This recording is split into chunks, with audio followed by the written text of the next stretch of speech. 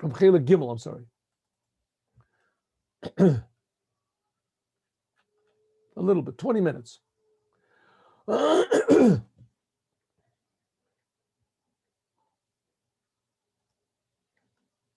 like I said, I think this is also translated into English. It's translated into Hebrew also. But this is the Yiddish, this is the original language that the Rebbe spoke this speech in. In the end of Parshas Vayechi, it tells the Torah how Yosef had given the message of the future redemption to his children. Elokim pakod yipoked eschem. God will visit you, v'aleschem, and He will take you out from this land of Egypt, Gomer, etc. It was Yosef was speaking to the Jews that had come down, his fathers, his brothers, and their children, and said, you're going to be slaves over here. This is what God said to Abraham, but you're going to go out. And it says these were the secret words that they were waiting for somebody to come and say pakad yipoked, to say this, and they knew that person would be the future redeemer. Azay velen nigal veren, that the Jews would be redeemed when oisgain and going out from the exile of Egypt. And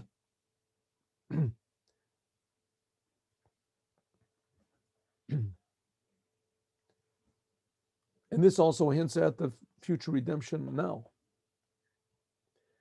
Both the descent into Egypt came from Yosef,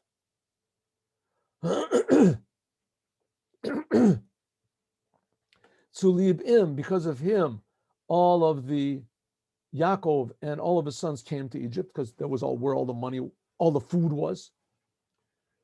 And where all the food was, money was worth nothing, right? That was where the food was. And also the going out of Egypt came through Yosef. He was the one that announced the basura, the news, and he gave the sign that not only just a regular sign, but also the power that the Jews would go out of Egypt. The connection between the exile of Egypt and going out of Egypt to Yosef is understandable by means of preceding, first of all, what exactly was Yosef? Which in certain ways, Yosef was even higher than all of the other brothers, and he was even higher than Yaakov, his father. Because of that, because of this, in spirituality, he was higher than all of them, Yaakov and the brothers. Therefore, it says that even physically, he was in a way higher. He was the king. And all the tribes, including Yaakov, they had to bow down to him. Like we said before in the dream of Yosef, it said that all of the stars and the sun and the moon and all the bundles of wheat, all the tribes that they also included Yaakov, they would bow down. Yishtachavu Yisrael Rosh Mitat. So they all bow down, including Yaakov. They all bow down to Yosef because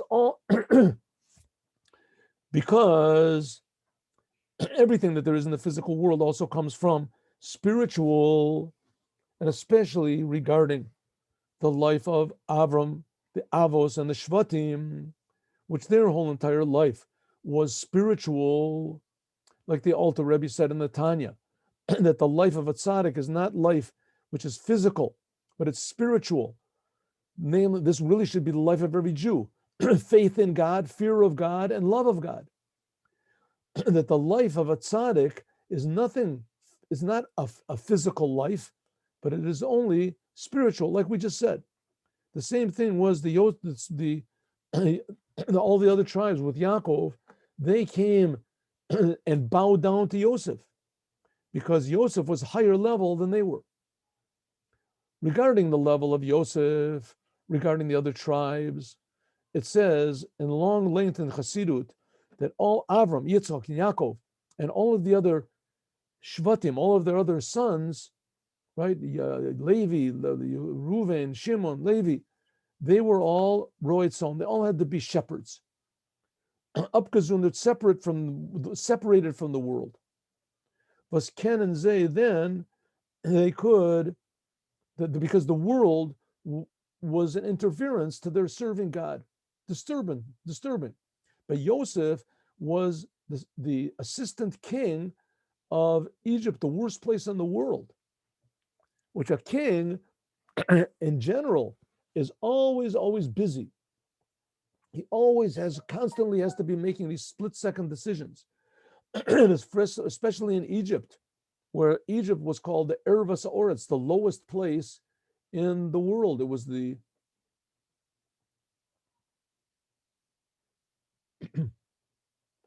then Yosef, he said, was simultaneously not just a king, but he was simultaneously also totally connected to God. This is the reason why it says that Yosef recognized his brothers, but they didn't recognize him. That the brothers couldn't recognize Yosef because they didn't know that there could be such a thing like that of a tzaddik living in Egypt, the worst place of the world. They didn't know that anybody could hold on to the level of Yosef, which they recognized that Yosef was connected to God, and still be the king of Egypt. Therefore, it explains that Elu told us, Yaakov Yosef, that the real offspring of Yaakov, the one who revealed the essence of what Yaakov was, Yaakov Yisrael, was really, which what Yaakov says was the soul from Atzilus, this was Yosef. Yosef, he brought all this down into the worlds of Bria, Yetzirah, and Asiya, until this physical world. And specifically Yosef, only he could do it because the level of Yosef was higher than even Yaakov himself. Therefore, he could bring down to this lowest, even into Egypt, like it says, the higher, whoever is higher, can go down much further below. Was di zach, which this is higher. What the higher a thing is the lower it can come down and have an effect. In other words, even though that there are only 3 forefathers of the Jewish people, Avram, Yitzchak, and Yaakov, only they are called our fathers, and each one of them had given to every single Jew an aspect of their personality. Avram is love, Yitzchak is power, Yaakov is balance, mercy. Yosef, but is didn't really add anything new into the world. If so, why was he higher? Because Yosef had the ability to bring it down into the lowest levels. He could bring all these things of the avos into the physical world, into each and every Jew. He could he could bring down all of the levels, Avram, Yitzchak, and Yaakov, and even Yaakov, he was the choice of the forefathers, into the physical world. And now we can understand why it says in the Zohar that the 3 holidays correspond to the 3 forefathers. Pesach corresponds to Abraham. Pesach is God's kindness. Took us out of Egypt, did all these miracles. Like it says, Lushi Vasi Ugos, like Avram said to Sarah when the angels came to visit him after he circumcised himself. He said, make ugot, bread. Bread is like coming from heaven, bread, kindness, charity. Shavuot, this corresponds to Yitzchak, because Yitzchak is Gevura. It says that the Pia Gevura was given the Torah, and also the shofar sounding on Matan Torah. This came from the ram that was sacrificed by Abraham in the place of Yitzchak.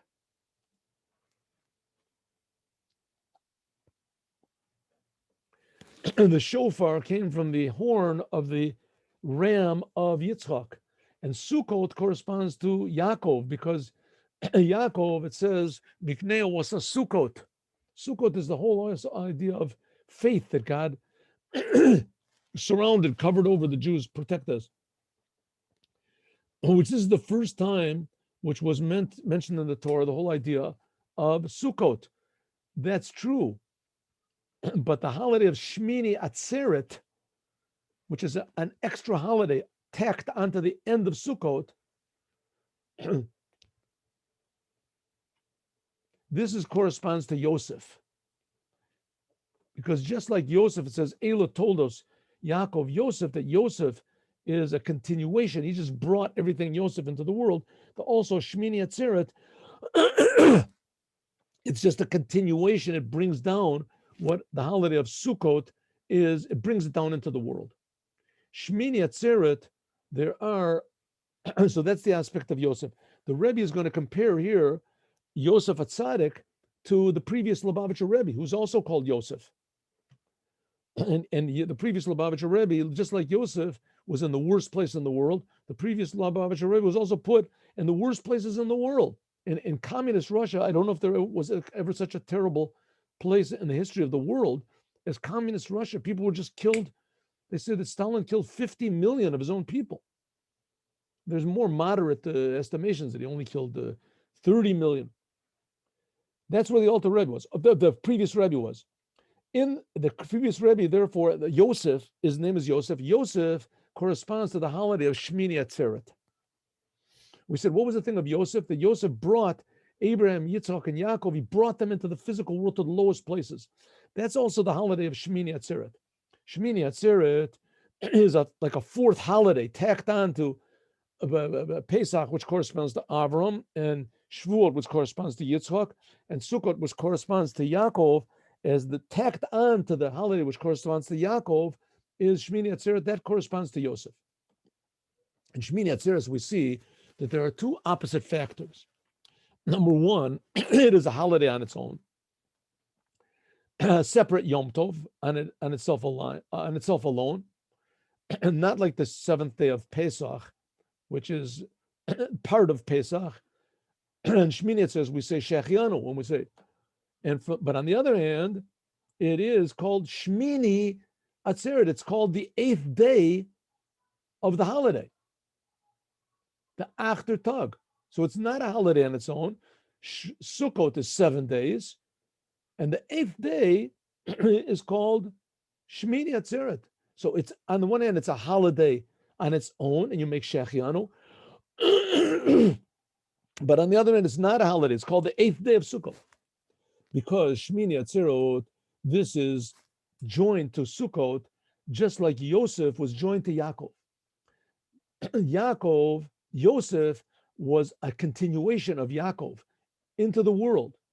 Like we said before, he drew down below into the world the completion, the wholesomeness of Yaakov, which is called Yisrael.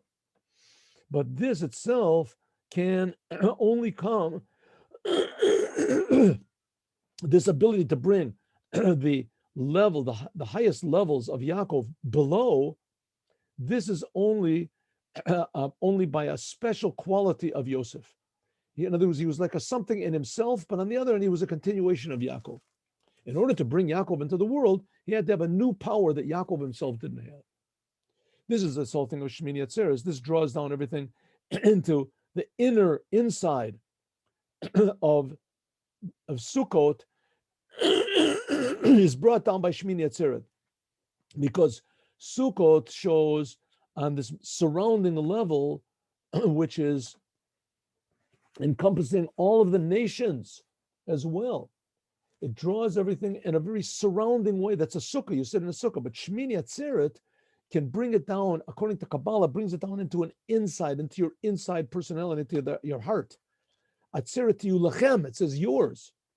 That everything is drawn down to the Jews and in a way from Atzeret. What does it mean? That it's gathered in together. Atzeret also means to gather in, bringing into an inside way. Shmini Atzeret comes and brings all of the blessings from Sukkot inside of our personality, so that it can be continued in the continuation of the week. Even more, Sukkot It says there were sacrificed 70 oxes corresponding to the 70 nations. This means that from the holiday of Sukkot, there were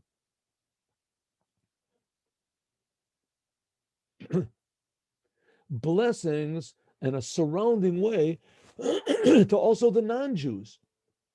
Therefore, they sacrificed these 70 oxes in order to make sure that what came to the non-Jews was in a pure and a holy way that had a positive effect on them.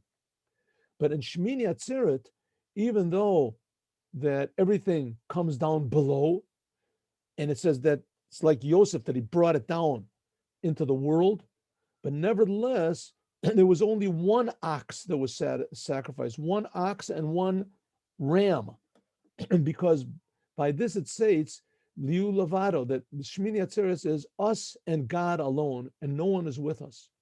This is an interconnection, like we learned in the Mimer, waking up this hidden love which is inside of every Jew. That's the level of Yosef.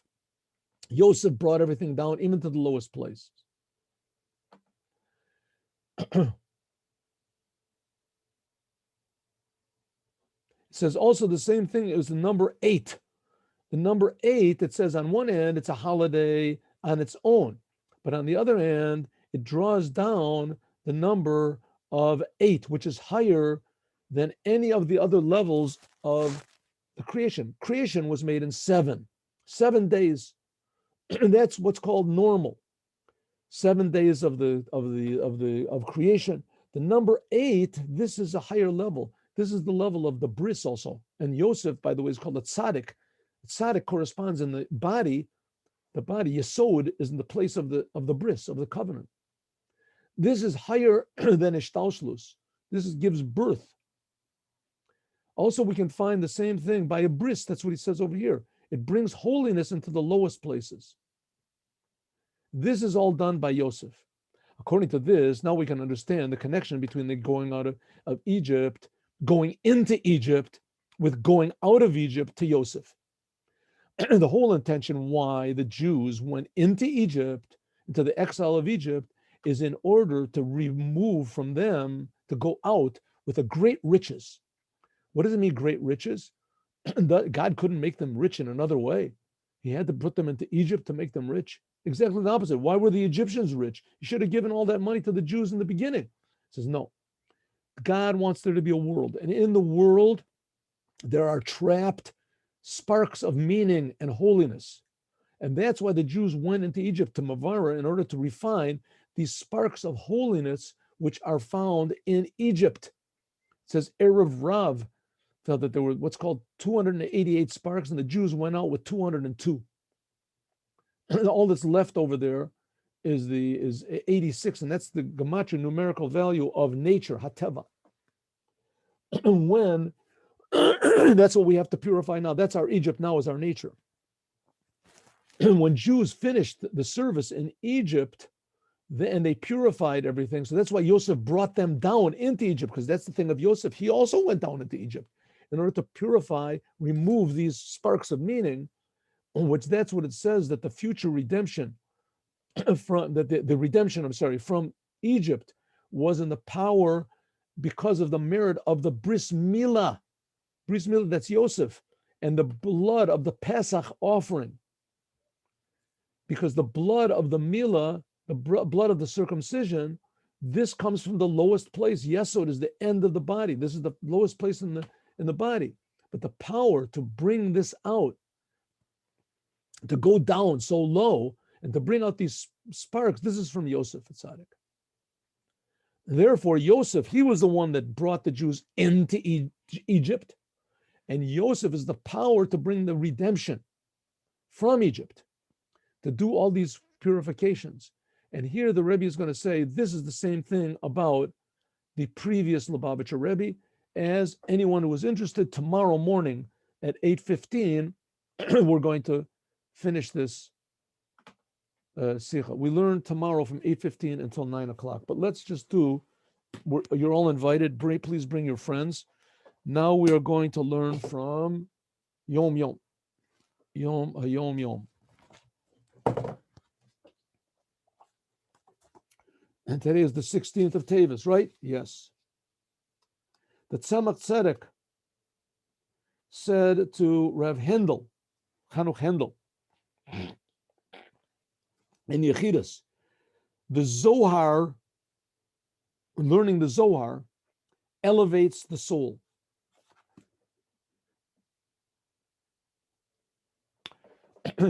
Learning the Zohar elevates the soul. Learning Midrash, this arouses the heart. But saying psalms with tears washes the vessel.